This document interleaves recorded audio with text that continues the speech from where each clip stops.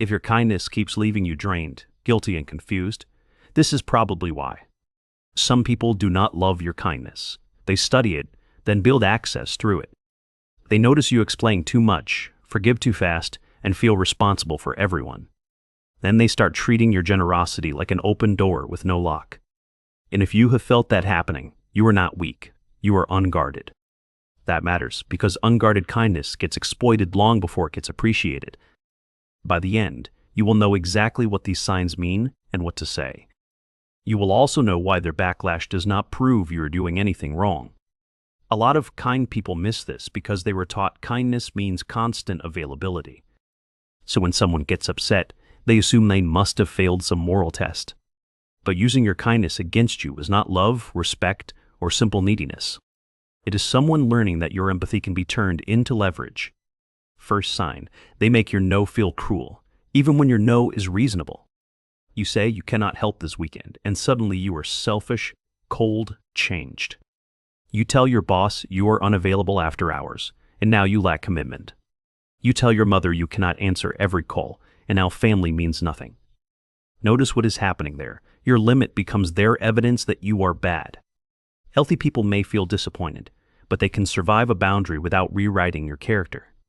Toxic people treat your boundary like betrayal because it interrupts their preferred access. The phrase to use here is simple: that does not work for me. Then stop talking. Do not rush in with a courtroom defense nobody asked for.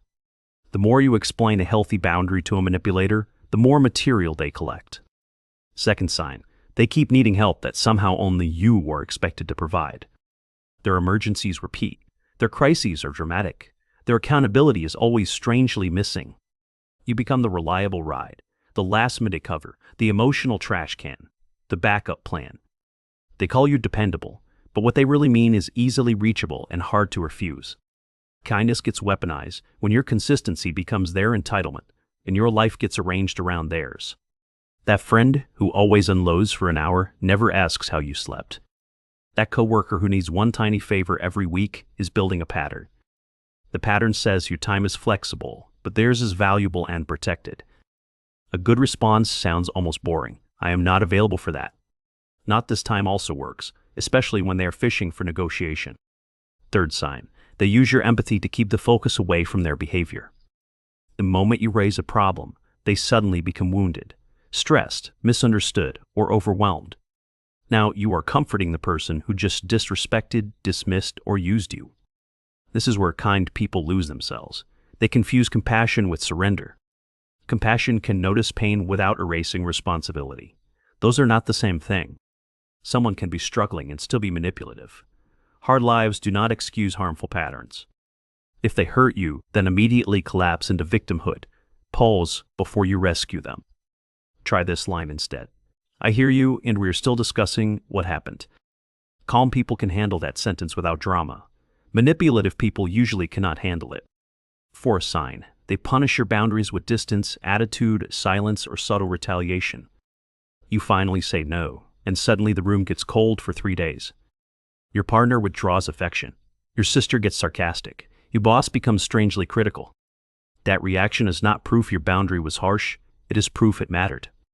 Silent treatment and healthy space are not automatically the same thing at all. Healthy space creates clarity and returns with honesty. Punitive silence creates anxiety and control. Intent matters. One is regulation, the other is punishment dressed like distance. When this happens, keep your tone flat and do not rescue the silence. You do not need to chase someone just because they are acting injured by limits. Fifth sign, they collect your softness and later use it as a map. They ask personal questions with warm eyes, then weaponize your answers during conflict. They remember your insecurities, your guilt, your family pressure, your fear of disappointing people. Later, those exact places get pressed whenever they want access, compliance, or emotional advantage. This is why fake concern can feel so confusing. It sounds caring at first, but concern without respect is often just surveillance with a softer voice. A healthy person learns your sensitive spots and protects them. A toxic person stores them. Be slower with personal details when someone has not yet earned emotional access. You can answer lightly, redirect, or say, I do not want to get into that. Sixth sign, they praise your kindness most when it benefits them directly. They love how understanding you are when they are late, rude, careless, or unreliable.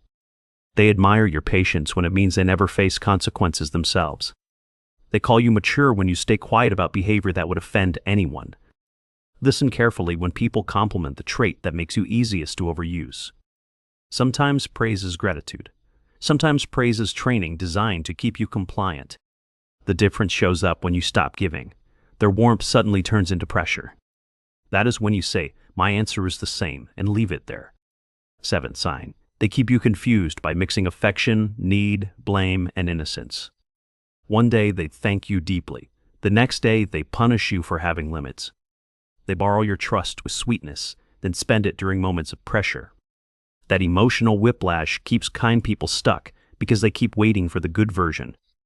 But the good version is not the truth if it disappears whenever you need respect. Consistency is the truth. Patterns are the truth. Pressure reveals the truth fastest.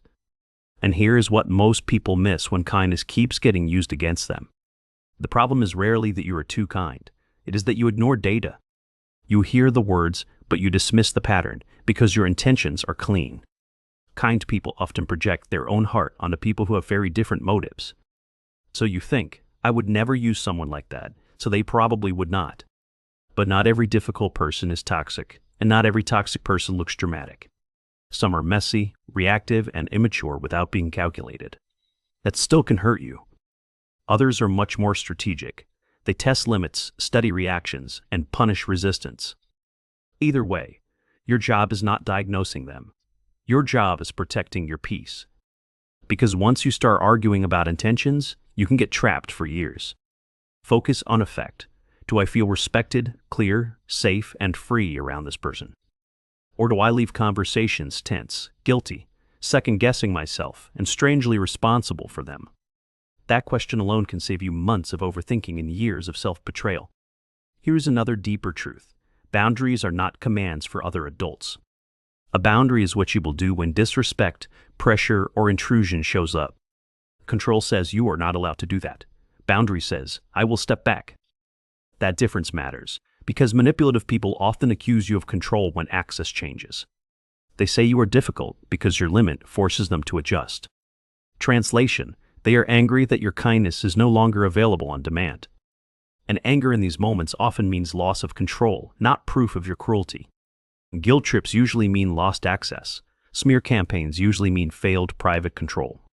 You changed often means you stopped being easy to manage, excuse, guilt, or use. When you understand that code, their behavior stops feeling mysterious and starts feeling predictable. Predictable people are easier to handle because you stop personalizing every reaction. You stop asking, "What is wrong with me?" and start asking, "What is this pattern?" That shift is powerful because confusion is often the cage, not the relationship alone. Once the fog clears, your next move gets much simpler and much quieter. You do not need a dramatic speech to protect yourself from someone exploiting your kindness. You need fewer words, cleaner decisions, and a stronger tolerance for their disappointment. That might mean shorter replies, slower access, and no emotional essays after a bout. It might mean separating kindness from instant response, unlimited labor, and endless second chances. It might mean telling your boss, "I'm available during work hours," then logging off. It might mean telling a parent, "I already answered that," then refusing the guilt spiral. It might mean telling a friend, "I cannot help this time," and staying kind-faced. Not smiling less, not loving less, just leaking less energy into people who misuse it. That is the real upgrade. Kind, but not reachable from every direction. Warm, but not gullible. Generous, but not self-erasing whenever someone feels entitled to you. Clear, but still calm. Strong, but still human when other people act offended. Because the goal is not becoming cold, the goal is becoming harder to manipulate. And that change can feel strange at first, especially if you are trained for pleasing. People who benefited from your old access may call your growth selfish or rude. Let them be uncomfortable. Their discomfort is not an emergency you have to manage. Sometimes the most self-respecting thing you can do is stop explaining your reasonable limits. Pause, breathe, hold eye contact briefly, then let the silence carry your answer. Do not soften your no just because someone performs hurt to pull you back. A respectful person may not love your boundary, but they will learn it. An exploitive person treats your boundary like a personal insult because access is their priority. That difference can save your sanity in families, friendships, dating, and work. The same sign shows up everywhere. Different faces, same hunger, same pressure. The boss wants unpaid access. The parent wants guilt-based obedience. The friend wants endless supply. And all of them get irritated when kindness stops being automatic and starts becoming intentional. That irritation is useful information. It tells you who loved you and who used you. If someone only likes you when you are overgiving, they do not like you. They like the version of you that makes their life easier at your expense. And that truth hurts, especially when you spent years calling it closeness. But clarity is kinder than confusion, even when clarity breaks an illusion you needed. You are not feeling because you see it now, you are finally seeing it. Sometimes grief is just the pain of realizing you were valued for access, not connection. That realization is heavy, but it is also the beginning of clean self-respect. You do not need revenge, a final speech, or perfect wording to leave the trap. You just need to believe what repeated behavior has already been trying to tell you. And once you see it, you can stop paying for peace with self-abandonment. You can be deeply kind without being endlessly available, absorbent, or easy to corner. You can care without carrying people who keep dropping their weight onto you. You can love people and still say, "We are not doing this." And if that sentence scares someone, the sentence is probably not the problem. The problem is what your clarity interrupts, exposes, or refuses to keep carrying. So if any of these signs hit hard, trust that recognition instead of arguing with it. Try one clean boundary this week and watch who respects it without punishment. If this gave language to something you have been living, say which side matched. And if you want more calm ways to protect your peace, stay close. Kindness is beautiful. Just make sure it is no longer the door they use.